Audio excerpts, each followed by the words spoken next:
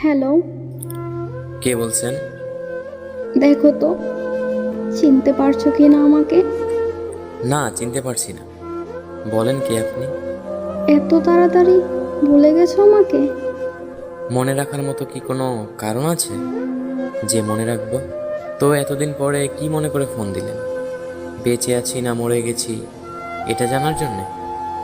মরি নেই, বেঁচেই আছি। আমি তো আপনাকে আগেই বলেছিলাম, কেউ ছেড়ে চলে গেলে কেউ মরে যায় না, কিন্তু কিভাবে যে বেঁচে থাকে সেটা শুধু সেই জানে। আপনাকে বলে লাভ নেই, আপনি ওগুলো বুঝবেন না। আচ্ছা যাই হোক, এত কিছু আপনাকে বলে কি হবে? আপনি কেমন আছেন? আচ্ছা, একটা কথা বলবো, রাখবে? বলেন, জিজ্ঞেস করার কি আছে? আমাকে কি তুমি করে বলা যায় না একবার? আমার কি অধিকার আছে আপনাকে তুমি করে বলবো? বললেন না তো, কেমন আছেন আপনি? তোমাকে ছাড়া আমিও ভালো নাই, কিন্তু এই কথাটা বললে তুমি তো আর বিশ্বাসই করবে না। মিথ্যা কথাটা আর না হয় নাই বললেন, আর কত মিথ্যা বলবেন? তোমার মনে হয় আমি মিথ্যা বলছি? বাহ। সেই ভুল ধারণাটা তো আপনিই ভেঙে দিছেন। কেন? আমি আবার নতুন করে কি করলাম? 4 বছর ধরে একটা মিথ্যা কথা বলে গেছেন, বুঝতেও পারিনি আমি। কতই না বলতেন ভালোবাসি ভালোবাসি, কিন্তু এটা যে মিথ্যা বুঝতেই পারিনি। আমি তোমাকে ভালোবাসি এই কথাটা মিথ্যা বলছি? মিথ্যা ছিল এই কথাটা? তা নয় তো কি, সত্যি বলছেন? যদি ভালোই বাসতেন তাহলে মাঝপথে ছেড়ে এইভাবে চলে যেতে পারতেন না। একবার হলেও ভাবতেন আপনি চলে গেলে আমার কি হবে, আমি কিভাবে থাকবো। কি হলো, চুপ করে আছেন কেন? কিছু বলেন। না, আর কি বলবো? বলার মতো কি আছে আমার?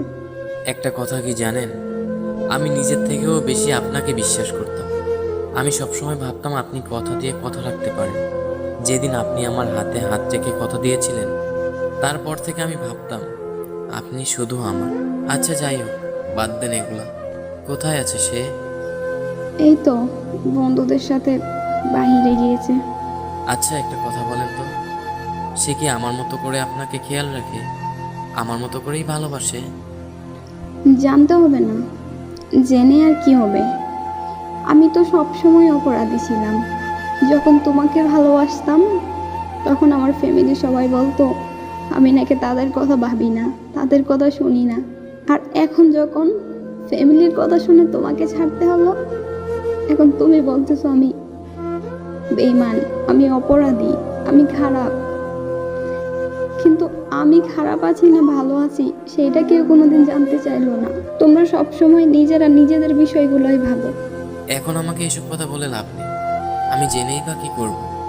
যদি এত কিছুই বলার ছিল, এত কিছুই জানানোর ছিল, আমার হয়ে আমার থেকে সব কিছু বলতেন, আমার পাশে থেকে আমার হাতে হাত রেখে সব কিছু শেয়ার করতেন, নিজের কষ্টগুলো ভাগাভাগি করে নিতেন।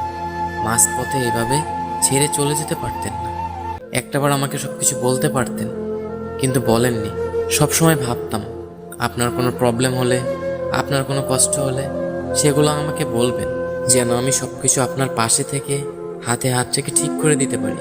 কিন্তু না, আপনি আপনার কথা ভেবে, আপনার ফ্যামিলির কথা ভেবে আমাকে মাঝপথে একা রেখে ছেড়ে চলে গেছেন। আচ্ছা, এখন রাখতে হবে, সে চলে আসবে। আর পারলে আমাকে ক্ষমা করে দিও, নিজের জীবনটা নতুন করে গুছিয়ে নিও। আর আমি তোমাকে সত্যিই ভালোবাসতাম, আমারও কিছু করার ছিল না। আমি পরিস্থিতির শিকার হয়ে বিয়েটা করতে বাধ্য হয়েছিলাম, কিন্তু তুমিও তো সেটা বুঝবে না। কেন বুঝবে? আমার মা বাবাই যেহেতু বুঝে নাই, তুমি তো একটা পরের ছেলে, তুমি আমাকে কি করে বুঝবে? সত্যি আমিও ভালো নাই। আর যদি পারো আমাকে ক্ষমা করে দিও। ভালো থেকো। আচ্ছা, রাখলাম। এই শোনেন, হ্যালো হ্যালো